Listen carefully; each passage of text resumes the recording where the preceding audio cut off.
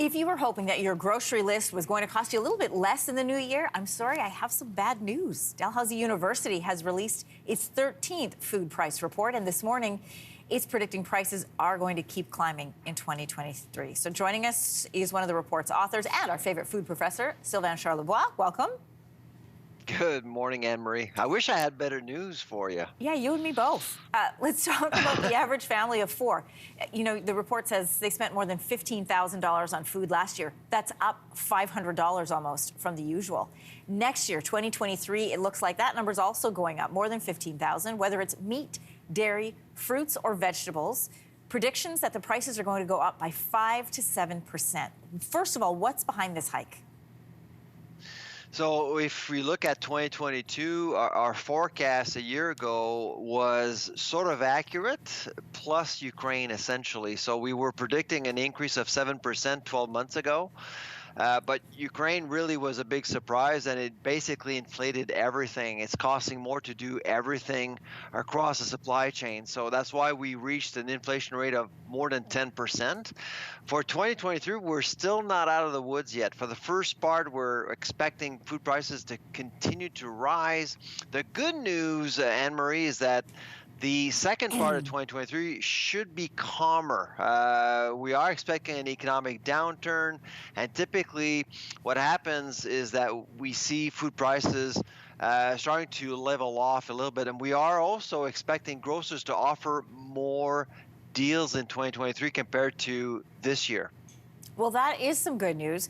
Let's go back to the report. It breaks it down province by province and shows how food prices are going to play out across the country. So if you take a look at this, Quebec and Newfoundland Labrador will likely see prices drop, while PEI and Ontario looks like they're roughly going to stay the same. As for everyone else, cost of food is going up. How are regions affected differently? It really depends on the labor market. It depends also on logistics. Some of these markets are hard to service because they're far away, and so energy costs tend to be more of a factor for some regions versus others. And that's the reason why often Ontario and Quebec, where there's more population density, are advantage over other regions, unfortunately. So we've talked about all the deflations on the show with you, Sylvain. We've spoken about shrinkflation, and then you introduced us to greedflation, which you define as the practice of taking advantage of high inflationary times to earn excessive profits at the expense of consumers who have limited choice in grocery shopping in this country. But people have yet to hear about shelfflation. Can you explain that for us?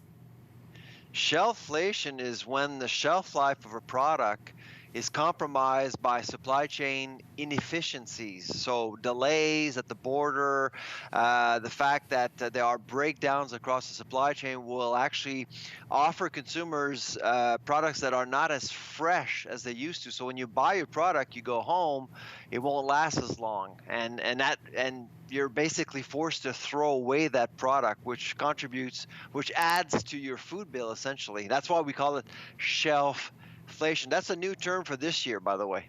All the flations. All right, the use of food banks. All the inflations. The use of food banks in this country went up by 15% in 2022. We've done a few interviews on this show about that. What are your predictions when it comes to this trend of food unaffordability, and how can Canada better deal with it? Well, I think I'm actually right now in Ottawa today testifying before Parliament, the Ag Committee with Loblaws and Sobeys about this greedflation issue. And what I will recommend to the committee is to look into the Competition Bureau, making it more authoritative to protect consumers. That's one thing. The second thing is that we need more supply chain discipline to offer more options to consumers and protect independent grocers. We've seen a lot of stores close the last little while, and we need more options for consumers. Those are the things that I would recommend to Ottawa right now. I'm glad that you're there. I'm glad you're there to make those recommendations, especially on a day with this report coming out when the news isn't great for a lot of Canadians when it comes to food prices. Yep. Thanks for coming on, as always. Take care. Hey, thanks for watching. If you liked this, be sure to subscribe here, or you can check out more Your Morning videos right here.